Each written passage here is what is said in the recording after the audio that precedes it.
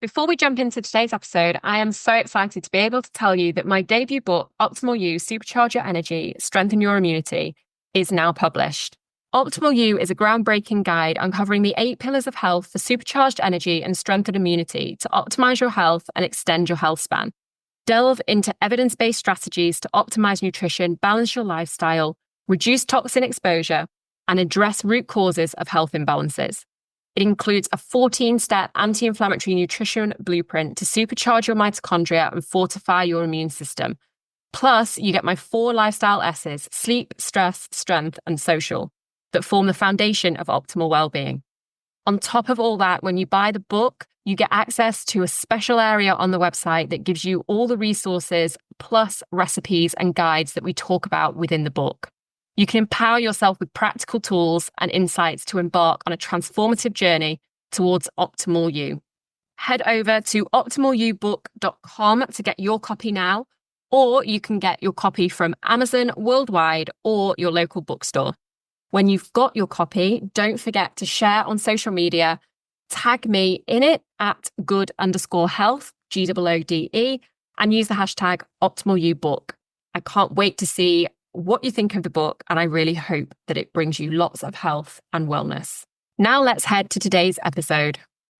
Welcome to the Good Health Podcast. I'm your host, Nicole Good, a certified functional medicine practitioner, registered nutritionist, and author. In this podcast, we delve into the world of energy and immune health and wellness with positivity, from optimal health and energy to stress and burnout, right through to immune conditions such as thyroid and autoimmune disease. We deep dive into functional medicine, nutritional medicine, and lifestyle medicine, as well as the personal stories of our amazing guests, from Olympians to famous faces and guest experts from all different parts of the health and wellness world. It's time to stop letting your health hold you back and become the optimal version of you. Don't forget to come and join the conversation on Instagram at good_health, that's GOODE, or visit the website nicolegoodhealth.com to find out more. In this week's episode of the podcast, we're inviting Sandra Finley Day onto this episode to talk all about Pilates. Sandra is a Pilates instructor and a personal trainer based in Kent. She's worked in the wellness industry for over 12 years, teaching in Australia and the UK. Her classes aim to work the entire body, building strength, improving flexibility, mobility, posture, and balance. And whether you're into fitness or you're a beginner, there are many benefits to the Pilates that she teaches. Her goal is to provide a comfortable space for people to access Pilates and experience its benefits, both physically and mentally. You can work with her in person or on her on-demand classes. Today, we're going to be talking about why Pilates is really key for stress relief and for building strength in your body. We're going to look at how Sandra discovered Pilates, what drew her to it, and the benefits of Pilates and why it's such a good form of movement. We're also going to talk about regulating the nervous system, especially if you are recovering from burnout. And we're going to look at the core strength that Pilates provides and the emotional benefits, as well as some discussions on things like social media and how that is changing our perception of Pilates. So whether you are new to Pilates or whether you're an avid follower of the practice, there's something in this episode for everyone. Let's jump straight into the conversation with Sandra. Okay, Sandra, welcome to the podcast. It's great to have you here today. Can you share a little bit about your background and what led you to working in Pilates? What led you to loving it? Thank you so much, Nicole. It's so lovely to be with you today. So it is a long story. Hopefully it's not too boring, but I think this story might actually resonate with some of your listeners. So prior to being a dedicated Pilates instructor, I actually had a corporate job. And it wasn't until after I got my degree and I got my first job many, many years ago that I decided to get my qualifications in personal training, in fitness, and at the time, Pilates as well. And mainly because I enjoyed it. I guess at the time I was young, I was curious, and I kind of had that mind when I was really interested in something and I spent a lot of time doing something, I kind of got obsessed with it. And I was spending a lot of time at the gym. And I thought, well, I may as well just turn this obsession that I've got into a bit of an education. And I just had this feeling in me that I'm going to use this one day, even though it wasn't my job at the moment. I had this degree, I had my job. And I guess back then, like, there was a bit of an expectation, like, this is the safe option. So, of course, I landed a job with a big company. And, from there, I was just going to climb the ladder. Long story short, I worked for many years. I worked in kind of really stressful industries as well. At the time, I didn't realize that I was burnt out. I didn't realize that my body was exhausted. I just thought, this is the industry that I've chosen. This is just the way it is. Just keep going. It was kind of like this massive, You're on that treadmill, aren't you? And it's like, it's really hard to get off the treadmill when you're on it. it was exactly that. That kind of like fight or flight mode, which I know that we talk about all the time. Yeah. And I kind of just settled for it. I kind of thought that this is normal. This is just the way it is. It was having a very negative effect on my well-being, on my mental health, and it was impacting my work. The last year where I was working for a big company, I lost my job and it was during COVID. Obviously was impacting my work, it was impacting my confidence. And with that, because it was obviously during the pandemic, I hit a bit of a rock bottom with everything else that was going on in my life as well. And I just remember thinking at the time, I've just had enough. I've had enough. I've had enough of being put in a workplace environment where I'm constantly being challenged. Every day, I'm constantly being challenged. I'll do one good thing, but it's always like, okay, what else have you got? What else is next? And I just thought, whatever I do next, it's going to be for me. It's going to be meaningful. It's going to be purposeful.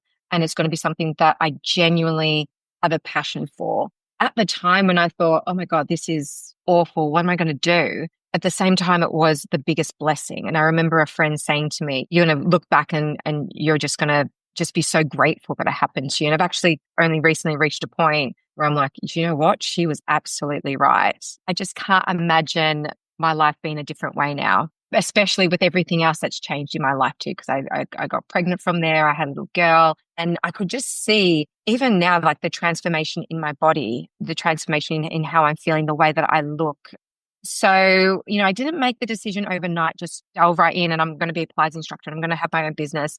It did take quite a few steps in order to do that. It's a huge life change though, isn't it, as well? You're on the treadmill and at the same time, you've also, you're living that life, you're used to that salary, all of those things that come with it. So it is a big step to make a career change. It's a big decision. Oh, definitely. Like, even though I was qualified in all these different areas of fitness at the time, over that it was probably about a decade, I only did it as a hobby. So I ran classes on the side and I only did it because I enjoyed it, or I did it in between jobs or something like that. So that took a lot of work from there. I worked with a therapist at the time. I did a lot of reflection. I did a lot of inner work, like inner child work. And I really had to overcome this imposter syndrome that I had. Looking back on it now, I didn't realize it was imposter syndrome. 100% was imposter syndrome. And I worked really closely at the time. He was an absolute angel. I had this amazing careers coach who really helped me realize where I needed to be. And he made me realize that it's okay to have a job or have a career that stems around something that you enjoy and that you have a passion for doing. Because I didn't think I could have a Pilates business. I didn't think I would be able to do that. You saw it more as a hobby, something that you do for fun and not as a something that was going to earn your salary for you. Yeah, and I guess I'm as I mentioned to you before, I'm really good at making excuses for myself. I can't do that because I need to have X amount of investment in order to open up my own gym. I could never compete with those big gyms, or I could never compete, with that brand. But since then, I've looked at things from a completely different angle and simply just taking small steps. That's all I needed to just move forward. It would just take, just recording one video online. And that was just the stepping stones that I needed to help me realize that, oh, I can do this. Once I did start my first class, which actually was quite a lot of time from the moment that I lost my job. It took actually over a year because I got pregnant and I had my little girl and I was mainly looking after her in the first year. Well, after she turned 1, that's when I thought, okay, I'm going all in. I'm going to start my first class. We actually moved. So actually losing my job actually allowed us to move to the seaside, and we're exactly where we want to be now. So I opened up my first class, didn't know anything about the area, which is probably what you should do when you start a business, right? You really need to see what else is happening around you. And I just thought, I'm not going to worry about what anybody else is doing anymore, because that's what really held me back in the past. Yeah. I'm just going to really focus on what I want to do. I'm going to run the class at this time because that's the time that I can get there. That's the time that I've got childcare. I'm going to run it at this time. And if it sticks, it stays. And then from then on, it just became just so gradual and natural from there. Yeah, I think it's one that's really interesting for people, though, I think, because there would be so many people. I mean, I obviously work with a lot of people who have that sort of burnout of being down that road or going down that road. And a lot of the time, people are thinking about changing jobs, or they're thinking they want even a change, a change of scenery, like moving out of London, for example, moving out into the countryside. There's all of these conversations go on with people that I'm talking to all the time. So I think it's always nice for people to hear a story, hear that you've actually done it and you've come out the other side, and that you, like you said, like, you're grateful actually for what happened back then, and that you were sort of forced to make those changes.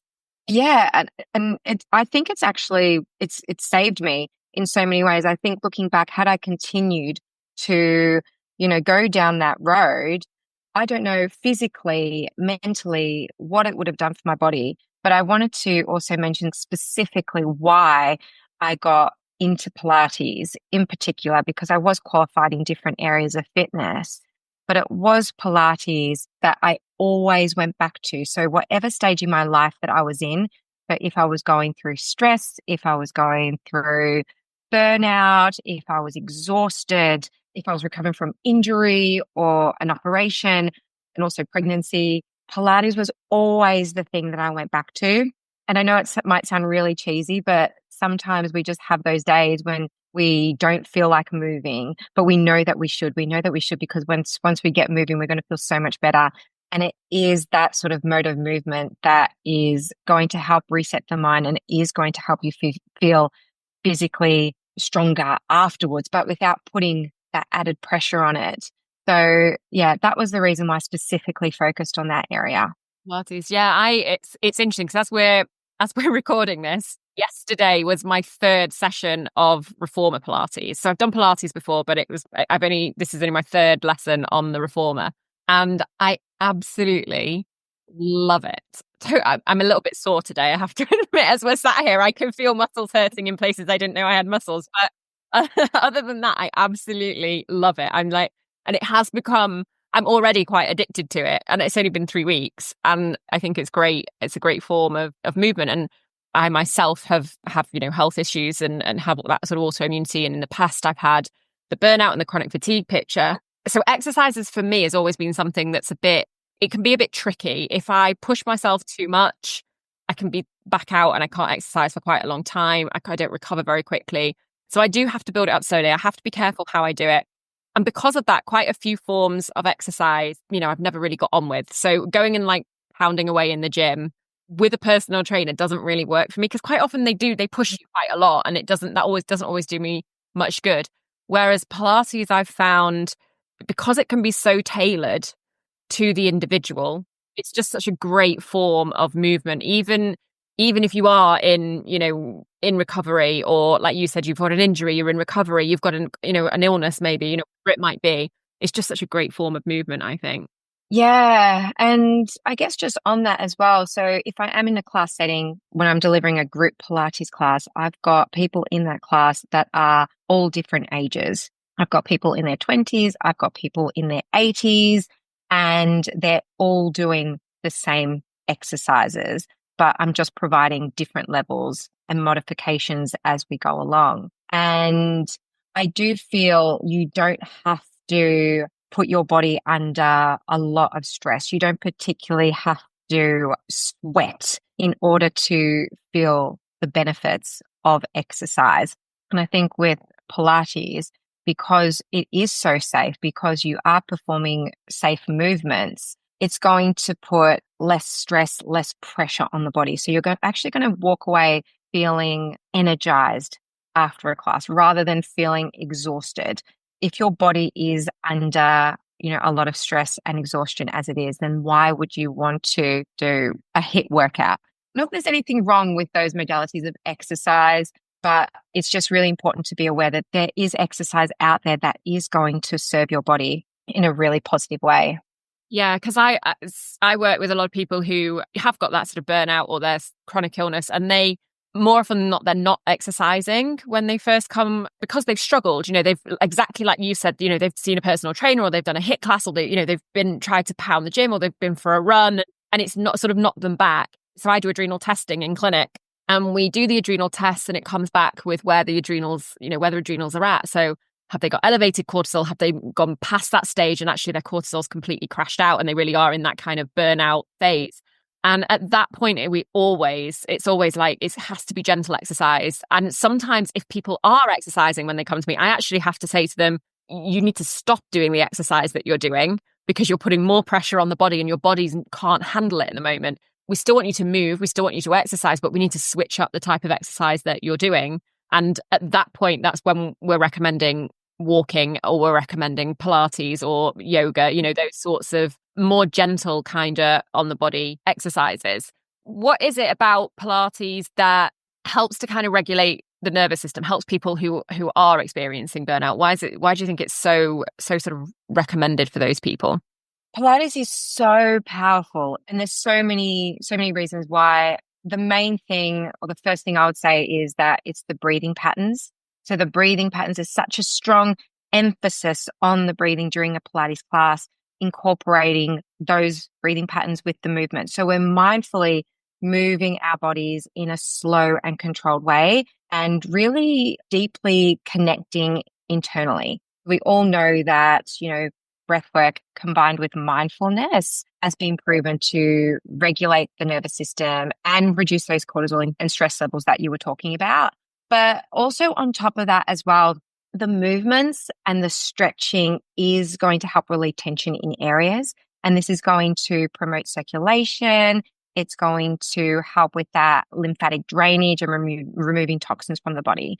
It's one of those forms of movement that rather than putting more stress on the body, you're actually going to feel more energized afterwards. You're still going to feel those muscles working and you're still going to be strengthening those muscles, but in I don't want to say gentle because you definitely feel your muscles working. I'm sure after your third session, I can definitely feel it. Yeah. Like sometimes when I've started a new exercise before, I'll come out from it and it will be a case of I really feel more exhausted, or maybe not so much now, but going back when I wasn't well, I would come out of it and I would feel really just like over exhausted. I'd find it even harder. Whereas I found with Pilates, I come out and yeah, I might ache a bit and I can feel in my body that, I've exercised yesterday. I can feel that today, but in a good way. And you're not kind of like, I don't want to say it's a negative way, but you're kind of like, you don't have any kind of niggling pain, in your joints and your lower back. And it's probably due to, performing exercises that incorporate mobility work, incorporate stretching as well. I guess I should say on top of that as well, with Pilates, I'm often told by some of the people that come to my classes, if they've come to my classes for the very first time, they actually say, I had the best night's sleep. And I think this definitely, is attributed to the role Pilates does play in regulating that nervous system and also that circulation relieving. It just shows that it does relieve that tension in the body as well. So yeah, it absolutely does work.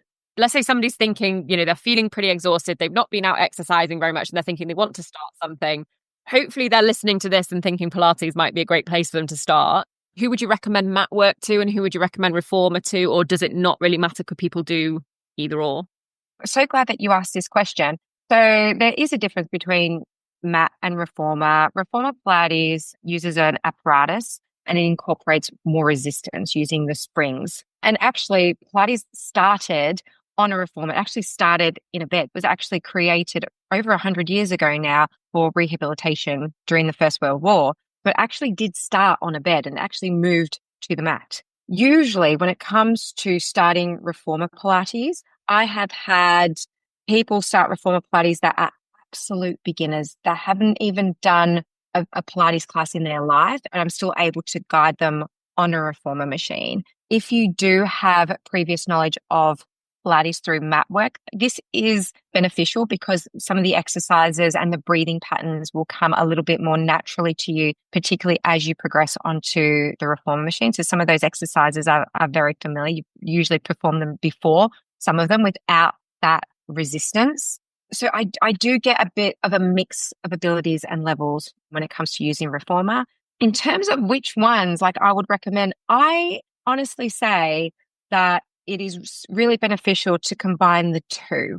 So if you're doing a mat class, then adding a reformer session on top of that in the week is going to be beneficial. You don't necessarily have to do just reformer. I have to say, I went away for about 6 weeks, nearly 7 weeks to Australia. And during that time, I wasn't teaching my mat classes, and I certainly wasn't doing as many workouts or as many sessions as I wanted to, mat sessions, but I was going to a reformer studio and I was doing exercises on the reformer, which are super beneficial. And they really did challenge my body as well. But I really miss a lot of the exercises that I would normally do in my mat Pilates classes, because a lot of those foundation sort of level of exercises are still really beneficial for the body as well. So that's why when I'm talking about sort of reformer, don't forget that mat Pilates is also really good for the body as well. But going back to reformer, it just challenges your body in a completely different way. And as you've experienced before, you do come away from, a session feeling like you've definitely worked, you've definitely challenged your body. I guess it's sort of a form of movement that you won't experience through any other form of exercise, because using the resistance, you're really challenged on, your balance and your core strength. I'll just give you an example. My husband has been resistance training for years. He probably goes to the gym about 3 times a week. And I asked him to perform an exercise on my reformer, the same exercise, the same resistance as another lady who'd been coming to my classes for nearly 2 years. And he found that exercise challenging. After a few goes, he finally was able to do it. Same resistance, the same exercise, even though I think he like bench presses something like ridiculous 70 or 80 Ks or something in the gym or something like that. And he found that quite challenging. On the reformer, it's like you do things in a slightly different way, and you're just using so many different muscles around your arms and shoulders. Oh yeah, all of a sudden I was like, oh, I've got muscle. I've got like muscles there that I haven't used very much, and you activate your whole body as well. That's what I've found is it's like you'll see an exercise, or she'll give me an exercise and I'll sort of think, oh, this is like arms, it's like an arm exercise. Because we're kind of used to doing that, aren't we? Particularly in the gym, we're kind of used to sort of being like, oh, well, I'm going to have like a leg day, or I'm going to do like an arm day, or, core day, whatever it might be. And it's not, it's like, it's your whole body. It's like my core will be activated in it. Your legs will be used somehow. It's like, it does use the whole body, which I think is really good as well. It does. But then what we learn in those sessions, we also apply to every day.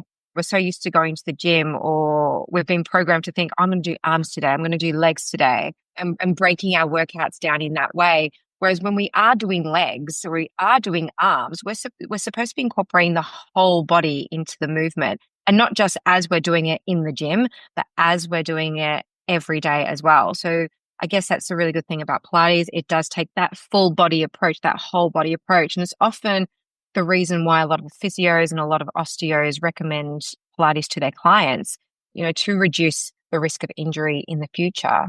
Yeah. And I think I've learned, even just in the 3 sessions, I've learned a lot about my muscles and my body. And over the years, I've worn a lot of high heels, which is obviously not the best, the best thing for your body. Me too. I've also have more weakness on my left side than my right side. So my right leg is always overworked. My right leg's always worked harder than my left leg. And what I love with Pilates is because you can isolate, particularly on the reformer. So I can use different spring strengths for each leg, and things like that. So if somebody has got an injury or has got a chronic illness where they've got something that holds them back, you can isolate things, which I think is good for if people are a bit nervous going back into exercise, if they have got a chronic illness or they have had an injury. And I think as a Pilates instructor, it's amazing how much you can see. Like when you're watching the person's body, it's amazing how much you can see with their muscles and what's working and what they're activating and what's not working well. Yeah. And a lot of the time, the person might not even realize that they've got those muscle imbalances. And if they do have muscle imbalances, one side compared to the other side, then they realize, oh, that is what's causing my pain in my back, or that's what's causing that pain in my hip as well. It is really good in identifying those imbalances in the body and just working out, okay, which area do I have to spend or pay more attention to? And over time, you do see the difference. You do see that that body is now evening out in those movements that you do perform on the machine. It's actually quite really, really lovely to see, especially when it comes to posture as well, which is another key thing which you identify through those Pilates movements too. You realize how much your posture has changed and transformed, probably over a few sessions as well. I had a lady that had come to see me, and a complete Pilates beginner as well. And I think she had just exhausted all options. She, even to the point that she was getting nerve injections in her lower back. And simply, she just didn't know how to activate her core correctly and activate her core properly. I saw it in a single movement that she showed me. And just after 3 sessions, she's just noticed the difference. Now she's mindfully engaging her core, not just during the session, but in the way that she's walking and moving and just performing everyday movements. I mean, it sounds ridiculous, but just after those few sessions, you do just notice such a transformation. Yeah, you do. I think particularly with the mat work, I noticed a huge difference with posture very quickly. And that's the thing about mat work. Yes, reformer it comes across as obviously a little bit more elaborate, whereas mat is more basic because you don't need any equipment. Sometimes you might use some props, but literally you just need a mat. But it is so beneficial just using your own body weight.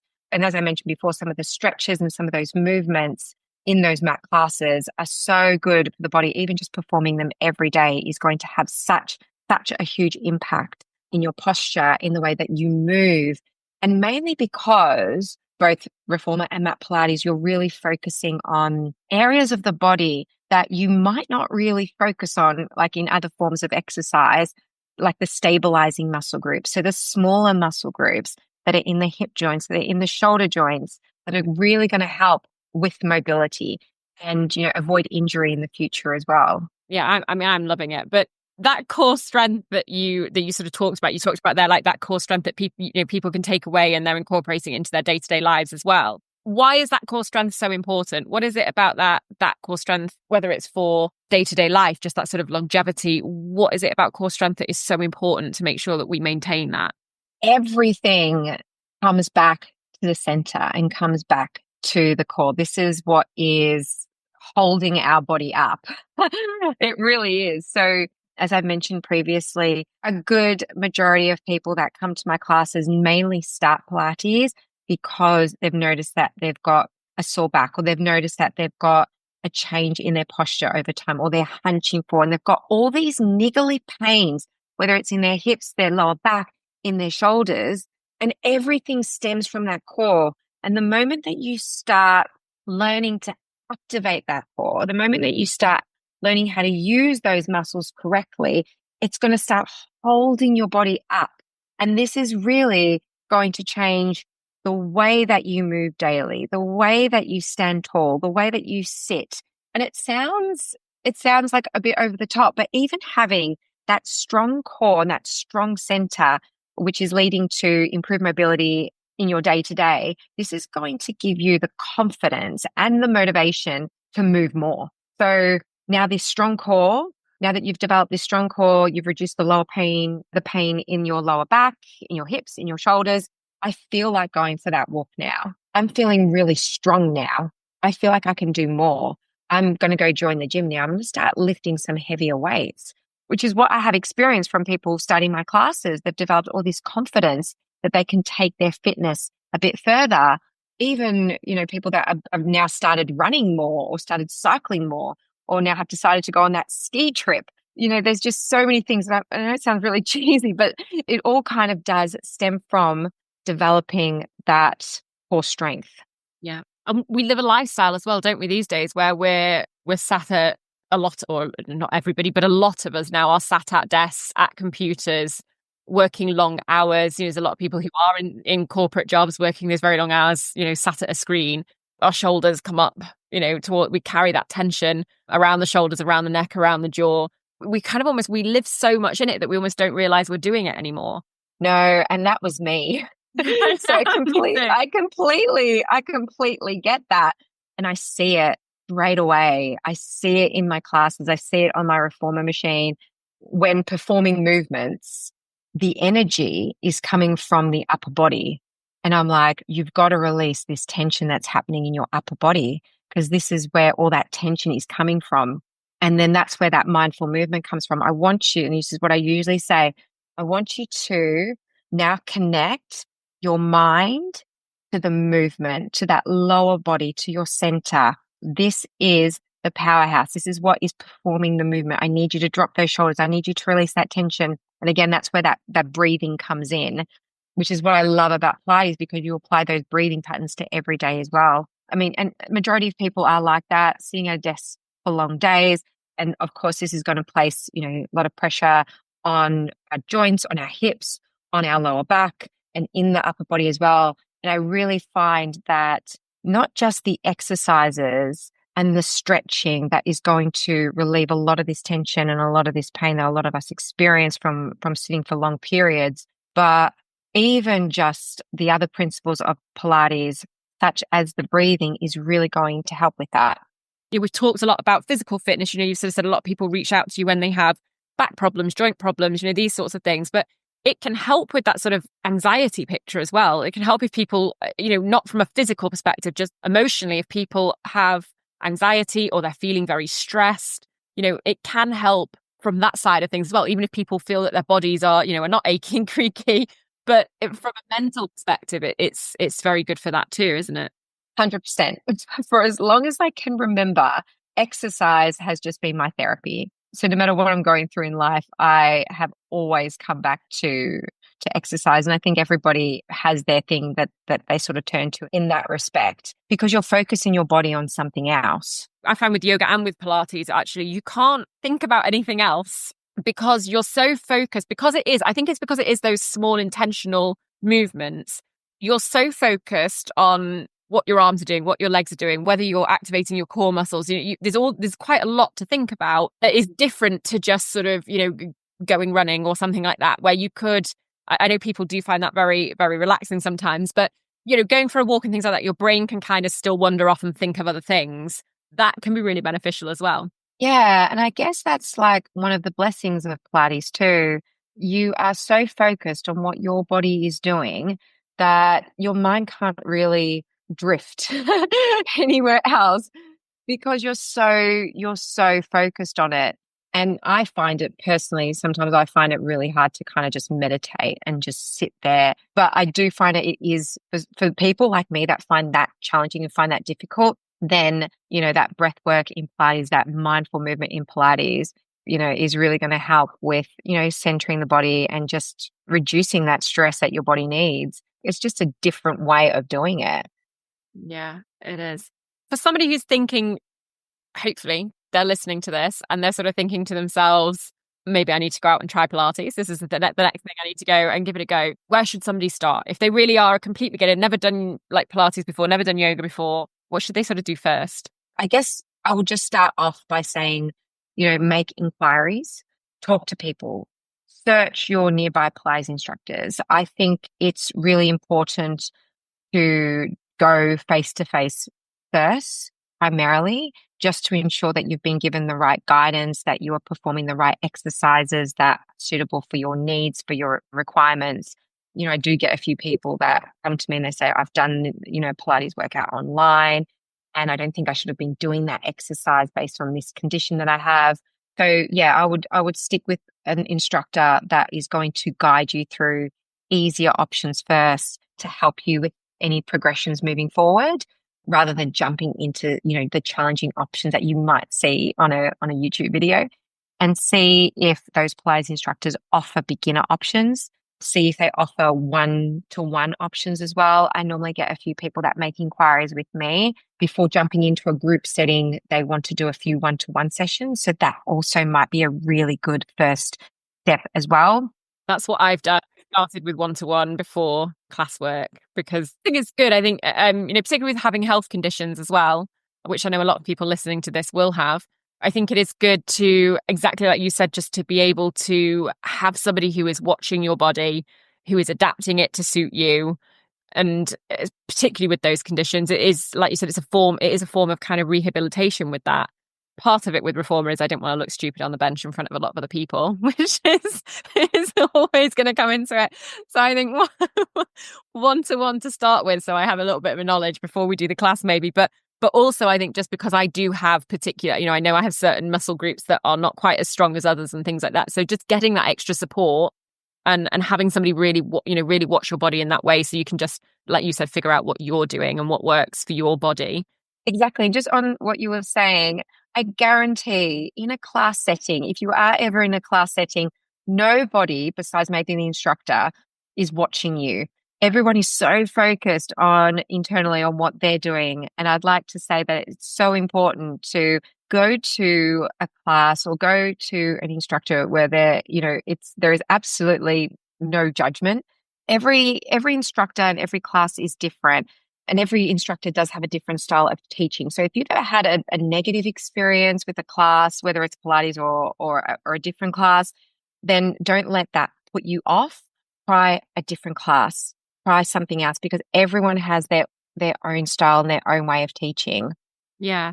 And I think just something else you picked up on there, you mentioned social media. And I just want to sort of pick up on that, because I think with Pilates and with yoga, I think particularly with those two forms of exercise, we see sort of the Pilates body or the yoga body on Instagram. And it's usually somebody who is, like you said, very thin, very flexible, sort of really looks like they've been doing it for a very long time. And I think that can put people off or make people think that they're not a Pilates person or not a yoga person. I think that's sad, because it is actually, as far as I can tell, and I'm not the expert, you are, but as far as I can tell, it is for everybody. It's everybody should, everybody can try it. Everybody can give it a go.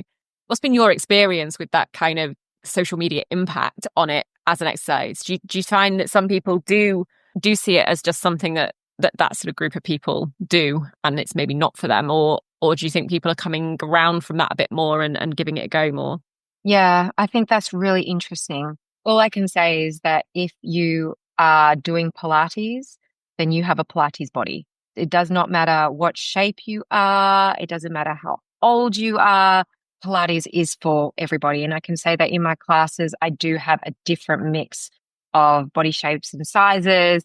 And now, encouragingly, I'm getting a lot more men that are coming along to my classes, which is another misconception that it's just for women.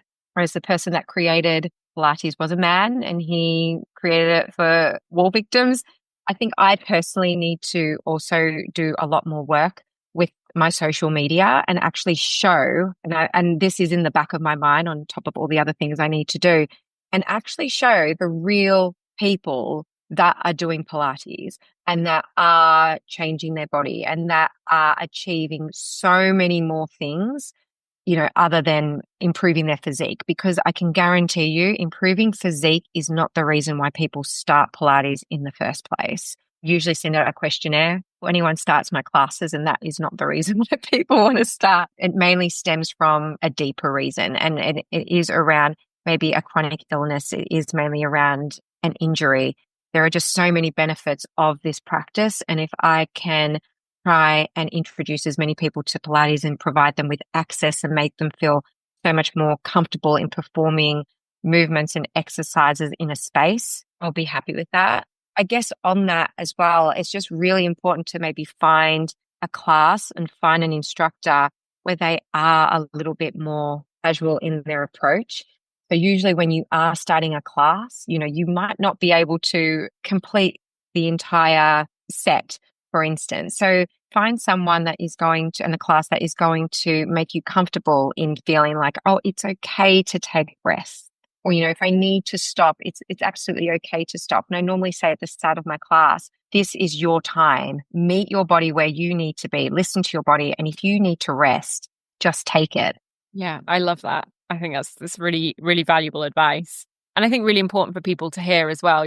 We have the same, that issue on social media and stuff like that it's not isolated to Pilates at all. We very much have the same in nutrition, and I think any form of those health and wellness businesses, there's an element of that on social. So I think it is good to for people to see the real, like you said, the real people that are doing it. There are the sort of massive Instagram account, but I think who's going to the day-to-day classes and things like that, like you said, is really important. Actually, my two friends that do Pilates are both men. It's not actually the women that are doing it out of my friendship group. It's the two men that are the two that have said to me, you need to go and try reformer. Which is really interesting that there is some more men doing it, which is great. Yeah, absolutely. But, as I was saying before, it is an amazing gateway into exercise. But on the other end, it's also amazing in actually increasing performance as well in different areas of fitness too. It's kind of like a little secret in terms of increasing performance in running, in weightlifting. Yeah, one of my friends, he does Pilates, he loves it, but he's an Ironman and a triathlete, and he does what most people would class as the really heavy exercise, and he still loves Pilates. And I bet when he is doing any sort of Ironman challenges and he's running and he's putting his body through those challenges, he's probably going to revert back to some of those principles of Pilates, focusing on posture, drawing those shoulder blades down and back, activating that core, breathing in through the nose, exhale out. And it's just going to push in further and faster. Yeah, it's great. I love it. It's been really great talking to you today. I really enjoyed it. Before we go, how can people get in touch with you? And if people want to sort of follow along and see what you're up to, I know you've got some of the sort of online classes and things like that people will link those below as well. But yeah, how can people find you? Yes, so they can find me at sandrafinleyday.com and also on social media, Sandra Finley Day Pilates. We'll put the links below the episode in the show notes so that people can find you and connect with you. Thank you so much for your time today. I've really enjoyed talking to you. Thank you so much, Nicole. I've really enjoyed this. I loved it. I hope you enjoyed today's episode of the Good Health Podcast. Do share the episode with anyone you think it may benefit and help us to spread the word on all things health and wellness by rating, liking, or subscribing to the podcast. If you want more, you can listen to more episodes on your favourite podcast app or sign up to my newsletter for my favourite tips, tricks, health advice, brands, recipes, and more at nicolegoodhealth.com/newsletter. Have a lovely week. Don't forget to hit subscribe, and I'll see you on the next episode of the Good Health Podcast.